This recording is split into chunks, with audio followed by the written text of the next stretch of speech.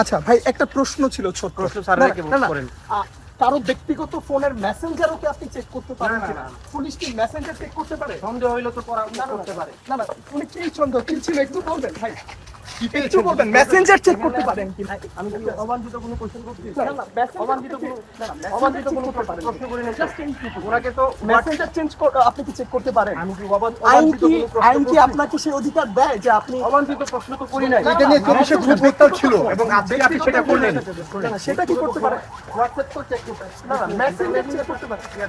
না না, মেসেঞ্জার কি চেক করতে পারেন ভাই? কারো কি ব্যক্তিগত মেসেঞ্জার চেক করা যায়? ওইরকম কোনো ধরনের এলিগেশন না থাকলে, কোনো ধরনের ইয়ে না থাকলে মেসেঞ্জার কি চেক করা যায়? পুলিশ কি এটা পারে? আইন কি তাকে সেই অধিকারটুকু দেয়? একটু যদি আমাদেরকে বলতেন আমরা ক্লিয়ার হয়ে যাব। বসুন্ধরা টিস্যু, অশুদ্ধতার বিরুদ্ধে এক বিন্দুও ছাড় নয়। হেফাজতে না নেওয়া ছাড়া কি ক্লিয়ার করতে হবে। না না, আমরা দেখলাম যে এই যে উনি যাচ্ছিল সন্দেহের পর্যায়ে চলে আসলে আমরা তাকে জিজ্ঞাসাবাদ করবো, তার বাড়ি কোথায়, তার ঠিকানা কি, সে কি করে, এগুলো আমরা জিজ্ঞাসা অবশ্যই করতে পারি। তার পরিচয় কি, তার ব্যাকগ্রাউন্ড কি, রাজনৈতিক পরিচয় কি, এগুলো আমাদের চেকের একটা বিষয়। তার শরীরে অন্য কোনো কিছু আছে কিনা, আমরা তার শরীরের আমরা বডি চেক করি, বডিতে কোনো কিছু আছে কিনা সেটা আমরা চেক করি ভাই। জিজ্ঞাসাবাদ ফুল চেক করা কি একই? আরেকটা হচ্ছে ব্যক্তিগত ফোনে তার মেসেঞ্জারে ঢুকে, আমার কাছে ফুটেজ আছে, তিনি মেসেঞ্জারে ঢুকছিল, মেসেঞ্জার কোথায় এটা জানতে চাচ্ছিল, এবং মেসেঞ্জার ভাই আমাকে তো দেখে নাই, আমাকে দেখতে হবে। এটা ইনভেস্টিগেশনের বিষয়, আমি দেখব এটা, ঠিক আছে? এটা হেফাজতে না নেওয়া পর্যন্ত কি এটা যাকে এই যে উনি চেক করছিল, এই যে আপনি কোথা থেকে আপনি কোথা থেকে এসেছেন? আচ্ছা শুনুন, এক্সকিউজ মি, আপনি যে বিষয়টা হয়েছে আপনাকে বলতে পারেন। আপনি গেঞ্জি কেন, গেঞ্জি পরা কেন ভাইয়া? ওই যে আমার পেশেন্ট নিয়ে একটা হসপিটাল, এদিকে কেন আসছেন আপনি?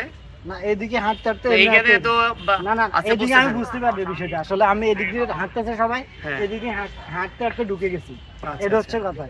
এটা পার্ট অফ ইনভেস্টিগেশনের মধ্যে আপনাকে জিজ্ঞাসাবাদ, ঠিক আছে? ওকে, কিন্তু স্যার ইয়াতে এই যে ওনার এনে পোস্টও করছে স্যার, এই জন্য স্যার আমি ওনার মেসেঞ্জারটা উনি দেখাচ্ছে, উনি দেখেন ওনাকে আচ্ছা যাই হোক, এটা ইনভেস্টিগেশনের বিষয়, আমরা ইনভেস্টিগেশন তার মানে আপনি এই বিষয়টা আপনি তদারকি করবেন?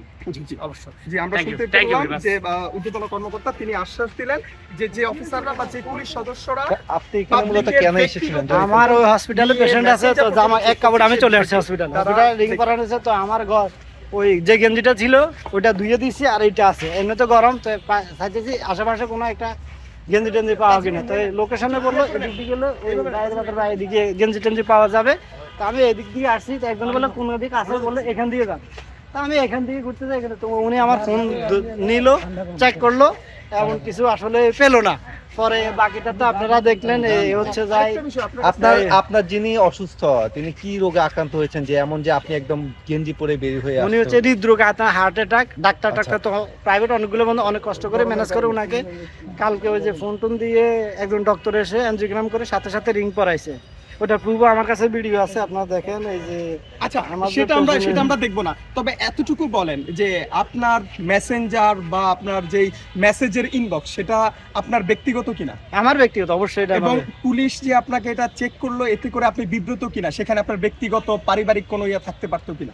হ্যাঁ আছে, আমার পারিবারিক সকল জিনিসটা আছে। আর আমরা তো ওপেন, আমার কাছে সিকিউরিটি বলতে কিছু নেই, আমরা যা আছে ওপেন। আমরা তো সামাজিক কোনো, মনে করেন যে কোনো অপরাধের সাথে জড়িত নাই। উনি চাইলেও দিলাম, কিন্তু আসলে আমার সংবিধান বা বাংলাদেশের আইনে কারো ফোন চেক করা বা কোনো কিছু করা, আইনের বা কোনো পুলিশ অফিসার বা এটা কোনো বৈধতা আছে কিনা, এটা হচ্ছে আমার জাতির কাছে প্রশ্ন।